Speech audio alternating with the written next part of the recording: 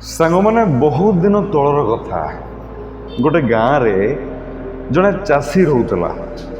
ସେ ପଶୁପାଳନ କରିବାକୁ ବହୁତ ଭଲ ପାଉଥିଲା। ତାର ପୂର୍ବରୁ ଅନେକ ଗାଈ ଆଉ ମଇଁଷି ଥିଲା, ଯାହାର କ୍ଷୀର ସେ ତାର ପରିବାର ପ୍ରତିପୋଷଣ ପାଇଁ ବିକ୍ରି କରୁଥିଲା। ତ ଗୋଟେ ଦିନ ସେ ଗୋଟେ ଠେକୁଆ ଆଉ ଗୋଟେ ମାଙ୍କଡ଼କୁ ପୋଷ୍ୟ ଭାବରେ ଗ୍ରହଣ କଲା। ଏମିତି କିଛି ଦିନ ଗଲା ପରେ ସେ ଚାଷୀ ଜଣକ ଠେକୁଆ ଆଉ ମାଙ୍କଡ଼ ସହିତ ଖେଳିବା ପାଇଁ ନିଷ୍ପତ୍ତି ନେଲା। ସେ ତା କ୍ଷେତରେ ଅନେକ ଛୋଟ ଛୋଟ ଗାତ ଖୋଳିଲା, ସେଗୁଡ଼ିକୁ ମାଟିରେ ଘୋଡ଼େଇ ଦେଲା ଆଉ ଗୋଟିଏ ଗାତରେ ଗୋଟେ ଗାଜର ଲୁଚେଇ ଦେଲା। ତ ସେ ଚାଷୀ ଜଣକ ଠେକୁଆ ଆଉ ମାଙ୍କଡ଼କୁ ସେଇ ଲୁଚେଇ ଥିବା ଗାଜରକୁ ଖୋଜିବା ପାଇଁ କହିଲା। ତ ଠେକୁଆଟି ବହୁତ ଆତ୍ମବିଶ୍ୱାସୀ ଥିଲା ଆଉ ନିଜ ଉପରେ ବିଶ୍ୱାସ କରୁଥିଲା। ତ ସେ ପ୍ରତ୍ୟେକ ଗାତ ଖୋଳିକି ଗାଜର ଖୋଜିବା ଆରମ୍ଭ କଲା। କିନ୍ତୁ ମାଙ୍କଡ଼ଟି ବହୁତ ନକାରାତ୍ମକ ଏବଂ ଅଳସୁଆ ଥିଲା। ସେ ଭାବିଲା ଯେ କ୍ଷେତରେ ଏତେ ଗାତ ଅଛି ଆଉ ଗାଜର କେବଳ ଗୋଟିଏ ଗାତରେ ଅଛି। ଏହା ଭାବିକି ସେ ମାଙ୍କଡ଼ଟି ଗୋଟେ ଗାତ ଉପରେ ଶୋଇପଡ଼ିଲା।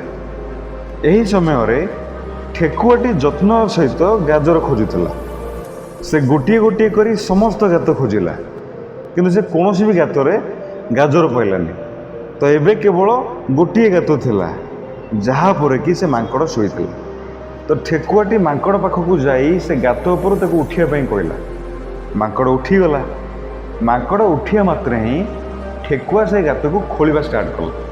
ତ କିଛି ସମୟ ଖୋଳିବା ପରେ ସିଏ ସେ ଗାତରୁ ସେ ଗାଜରଟିକୁ ପାଇଲା। ତ ସେ ଗାଜରଟିକୁ ନେଇକି ଠେକୁଆ ତା ମାଲିକକୁ ଦେଲା। ଏସବୁ ଦେଖିକି ମାଙ୍କଡ଼ ପୁରା ଆଶ୍ଚର୍ଯ୍ୟ ହେଇଗଲା କି ଆରେ ଏତେ ସମୟ ମୁଁ ଏଇ ଗାତ ଉପରେ ଶୋଇଥିଲି, ମୁଁ ଜାଣିପାରିଲିନି ଯେ ଏଇ ଗାତ ଭିତରେ ହିଁ ଗାଜର ଥିଲା।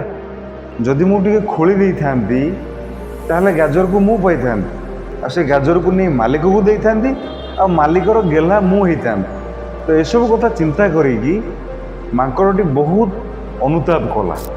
ସାଙ୍ଗମାନେ, ମୋରାଲ ଅଫ୍ ଦ ଷ୍ଟୋରି, ଏଇ କାହାଣୀ ଆମକୁ ତିନୋଟି ଗୁରୁତ୍ୱପୂର୍ଣ୍ଣ ଶିକ୍ଷା ଦିଏ।